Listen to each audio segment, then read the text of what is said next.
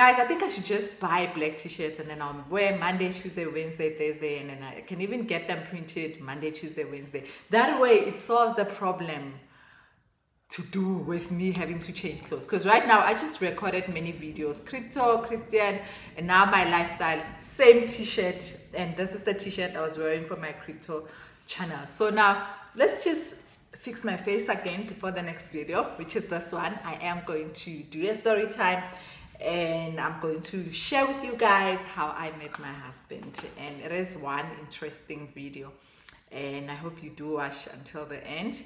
And guys, you are not subscribing still, please do subscribe.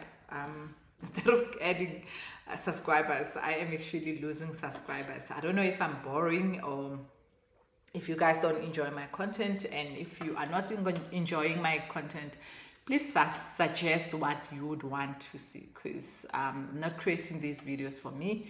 Yes, I love creating this content, but it is mainly for you.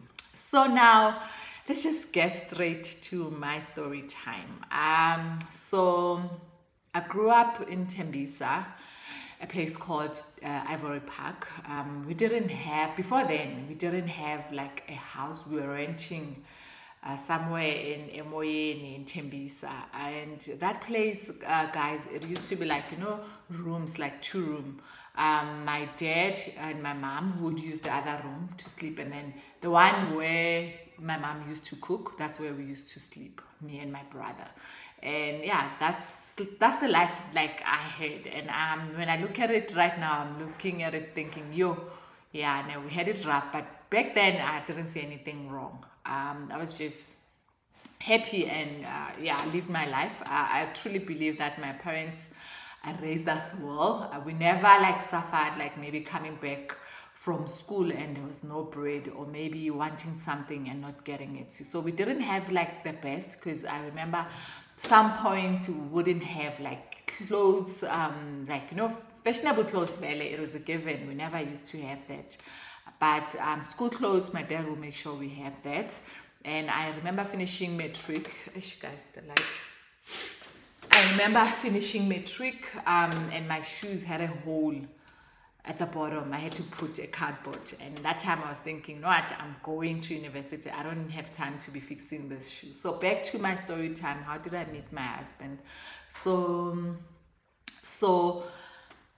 after living in that 1-room, 2-room renting, my dad now went to Umzabalazo. So Umzabalazo is like where you go to these quarters where there's like many shacks, and then with the hope that the government will come and then move you guys to like stands, proper stands. Right now they don't take you to stands, they take you to flats, like, you know, the government flats. So back then they were used to like cut, find land and then cut you a stand, and then that's how we moved from the 1-room.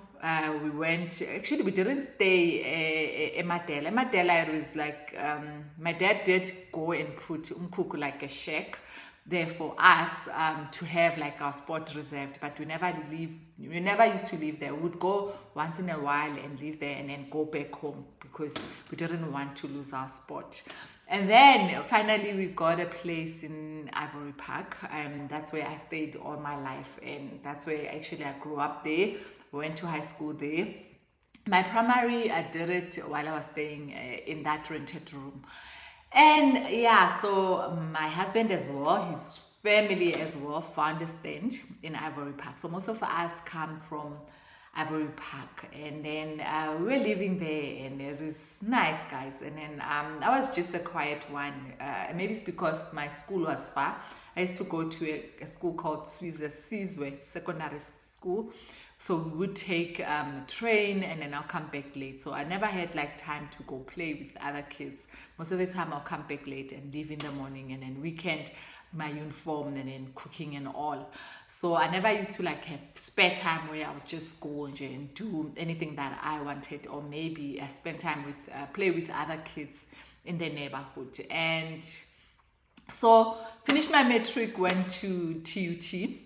Now it's University of Technology. When I came back, I didn't find a job, so I had to like start doing something with my life, because there was no job. I applied for in-service training for industrial engineering. I couldn't find anything. That's when I ended up in a learnership for IT.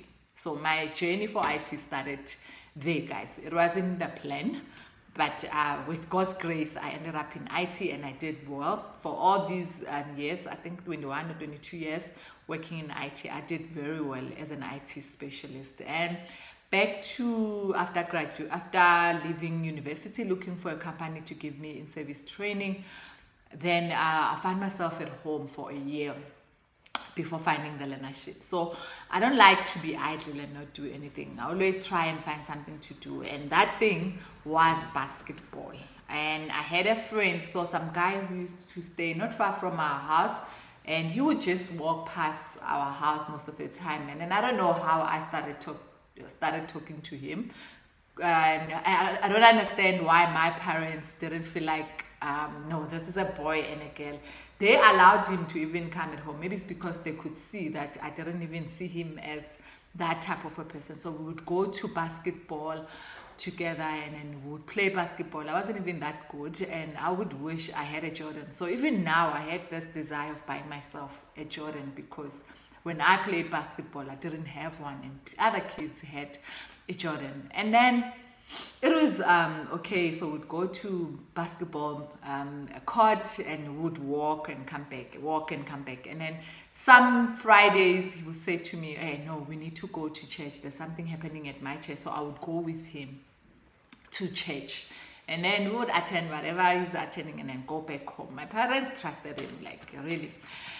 And then only to find out that church, my husband was there, and he started preparing to play basketball now. And we would see, okay, there's this guy, I see him at church when I go there, and only to find out he just fell in love with me from that day when he first saw me. And because I was coming with this other guy, he had to respect that, and then he decided, no, I'm just going to start playing basketball, and this other guy, they are friends anyway.